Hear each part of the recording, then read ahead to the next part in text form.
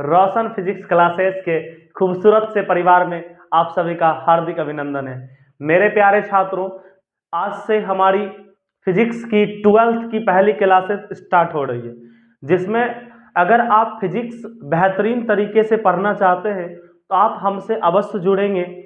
आज हमारा फिजिक्स का ये पहला लेक्चर है।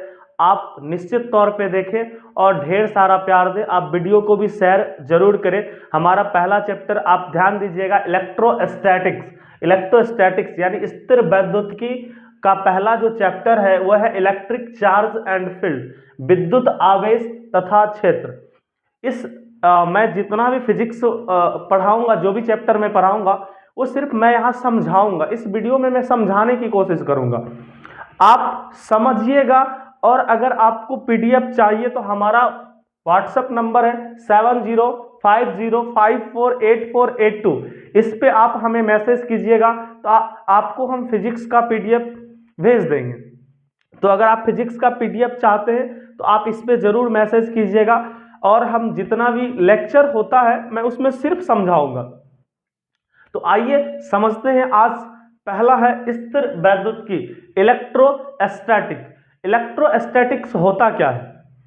इसका सिंपल सा मीनिंग है स्थिर। स्थिर माने रेस्ट, रेस्ट यानी विराम। स्थिर का मतलब होता है रेस्ट यानी विराम। स्थिर का क्या मतलब होता है? रेस्ट यानी विराम। और वैद्युतिकी यानी चार्ज यानी आवेश, यानी इसका इलेक्ट्रोस्टैटिक्स का मतलब क्या होता है? इलेक्ट्रोस्टैटिक्स जो है उसका अगर हम डेफिनेशन निकालना चाहेंगे तो इलेक्ट्रोस्टैटिक्स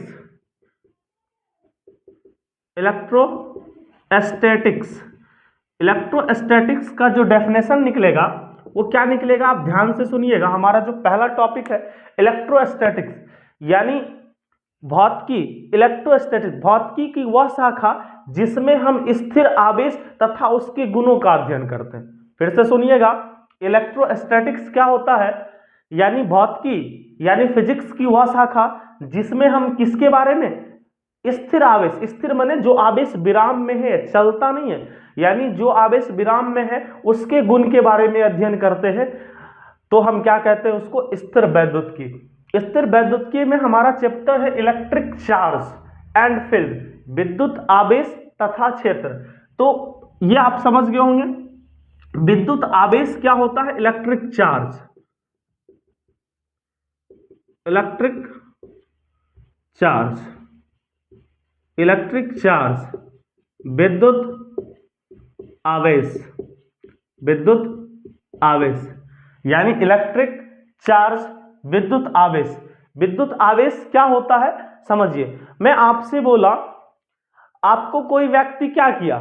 आपको कोई व्यक्ति एक चाटा लगाया, चाटा लगाया। आप उस चाट यानी चाटा के कारण, यानी जो आपको चाट लगाया उसके कारण आप गुस्से में आ गए, गुस्से में आवेशित हो गए, आप उसको और पीटे। तो मतलब ये आप आवेश में उसको पीटे। तो इलेक्ट्रिक चार्ज आप उसी तरीके से समझिएगा। यानी विद्युत आवेश क्या होता है? किसी वस्तु का एक गुण होता है जिसके कारण वो विद्युत क्षेत्र और चुंबकीय क्षेत्र उत्पन्न करता है। फिर से सुनिएगा, इलेक्ट्रिक चार्ज, विद्युत आवेश। विद्युत आवेश किसी वस्तु का वह गुण होता है जिसके कारण वो विद्युत क्षेत्र और चुंबकीय क्षेत्र उत्पन्न करता है। क्या कहलाता है? विद्युत आवेश कहलाता है। विद्युत आवेश कितने प्रकार के होते हैं? There are two types of charge. आवेश दो प्रकार के होते हैं। पहला पॉजिटिव चार्ज, पॉजिटिव चार्ज। पहला क्या होता है? पॉजिटिव चार्ज, धन आवेश, धन आवेश। दूसरा क्या होता है? निगेटिव चार्ज, निगेटिव चार्ज, ऋण आवेश। यानी आवेश कितने प्रकार के होते हैं? विद्युत आवेश कितने प्रकार के? दो प्रकार के, पॉजिटिव चार्ज धन आवेश, निगेटिव चार्ज ऋण आवेश। अब ये दोनों क्या होता है हम बारी बारी से समझते हैं। मेरे दोस्त, अगर हम किसी से ऐसे हम बोलते हैं, अगर मेरे पास रुपया है और हम किसी को रुपया उधार दिए हैं या किसी को हम कर्ज दिए हैं, इसका मतलब हम क्या है, हमारे पास है तब तो हम किसी को दिए हैं, यानी हम क्या है, हम किसी को दिए हैं, दाता है, यानी हम दिए हैं। इसका ये मतलब है कि हम, मतलब हमारे पास है यानी हम बहुत धनी मनी है, इसका मतलब तभी ना हम किसी को दिए हैं। तो मतलब ऐसे आप समझो, पॉजिटिव चार्ज को समझो, यानी जब कोई बॉडी, यानी कोई भी बॉडी हो, वो इलेक्ट्रॉन और आवेशित कोई वस्तु होता है इलेक्ट्रॉन की वजह से, इलेक्ट्रॉन के आदान प्रदान के कारण वो कोई भी वस्तु आवेशित होती है। तो अगर कोई भी बॉडी इलेक्ट्रॉन को त्यागती है, इलेक्ट्रॉन को त्यागती है यानी हटाती है, अगर कोई वस्तु इलेक्ट्रॉन को त्याग करती है तो वस्तु क्या होती है, धनावेशित हो जाती है। तो धनावेश क्या होता है, जब कोई वस्तु इलेक्ट्रॉन को त्यागती है तो क्या होती है, धनावेशित हो जाती है, धनावेश कहलाता है। आप बेहतर तरीके से समझ गए होंगे।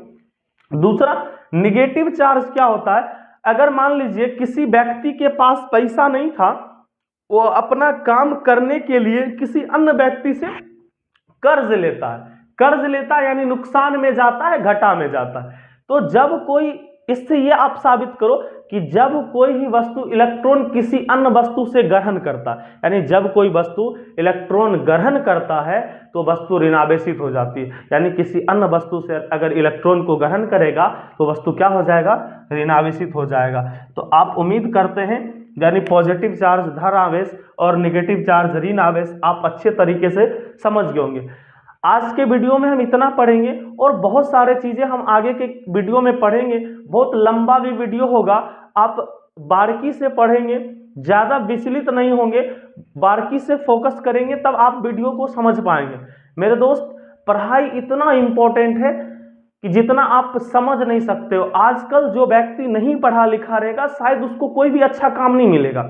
अगर आपको जीवन बेहतर बनाना है, आप चाहते कि हमारे माँ बाप का नाम अच्छा हो, हमारा समाज में हमारा एक अच्छा इमेज बने, इसके लिए आपको पढ़ना पड़ेगा और बेहतर तरीके से। ऐसा नहीं कि हम सिर्फ पढ़ रहे हैं, इस तरीके से हमें एक निश्चित डायरेक्शन में मेहनत करना है कि हमें करना क्या है आगे लाइफ में।